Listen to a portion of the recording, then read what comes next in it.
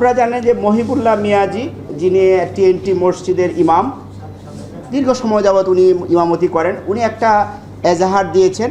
সেখানে উনি উল্লেখ করেছেন যে সকালবেলা হাঁটতে গিয়ে উনি 4-5 জন ব্যক্তি কর্তৃক উনি মাইক্রোবাসে করে ওনাকে জোর জবরদস্তি করে নিয়ে যায় এবং পঞ্চগড়ে ওনাকে আবিষ্কার করা হয় একদম একটা নাজেহাল অবস্থায়।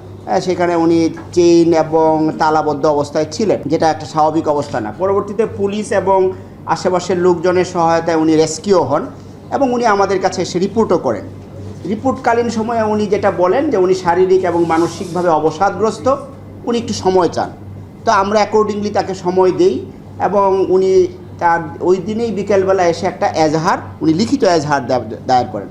সেখানে উনি যে সমস্ত ঘটনার অবতারণা করেছেন সেগুলি আপনারা কম বেশি জানেন, যেহেতু ওনাকে জোর জবরদস্তিপূর্বক অপহরণ, হত্যার উদ্দেশ্যে মারধর এবং বেসামাল অবস্থায় ফেলে যাওয়া এবং আরও কিছু ঘটনার কথা বলেছেন। তো সেগুলি আমরা আমলে নিয়েই তদন্ত শুরু করি। তদন্তের পর্যায়ে আমরা যে জিনিসটা জানতে পারি যে উনি আসলে সকালবেলা যখন হাঁটতে বের হন, উনি নিজেই একটা পর্যায়ে তার মধ্যে উনি ওনার বক্তব্য অনুযায়ী অবচেতনভাবে উনি মনে করেন যে তার আরও অনেক দূর এগিয়ে যাওয়া দরকার। তো এরকমভাবে করতে করতে উনি জয়দেবপুর চৌরাস্তায় আসেন এক পর্যায়ে, সিএনজি কোন সময় অটো, এখান থেকে বাস যুগে উনি ইসে যান আপনার কি বলে সুবানবাগ হয়ে গাবতলী থেকে উনি শ্যামলী পরিবহনের একটা টিকিট ক্রয় করেন। টিকিটের ক্রয় করে উনি পঞ্চগড়ের টিকিটটা কিনেন। তো পঞ্চগড়ের টিকিট কিনতে গিয়ে উনি বগুড়ার পেন্টাগন হোটেল, যেটা কিনা শেরপুর থানা সম্ভবত, না যদি ভুল না করি কোথাও, তো ওইখানে যে যাত্রা বিরতি করে সেইখানে উনি নেমে উনি অজু নামাজ করেন মাগরিবের টাইমে।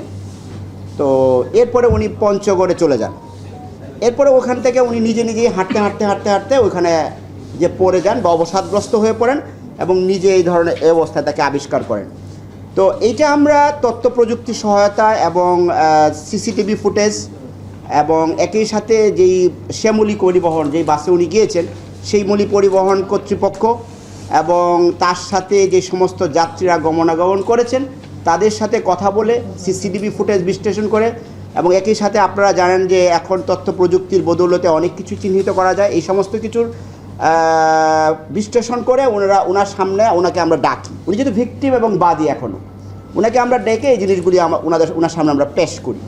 উনি প্রথম দিকে কিছুটা জড়সড় থাকলেও পরবর্তীতে উনি বিষয়গুলি কবুল করেন যে হ্যাঁ আমি এইভাবে গিয়েছি, যেই বর্ণনাটুকু আপনাদেরকে আমি দিয়েছি এটা ওনার মুখ থেকেই কিন্তু পাওয়া।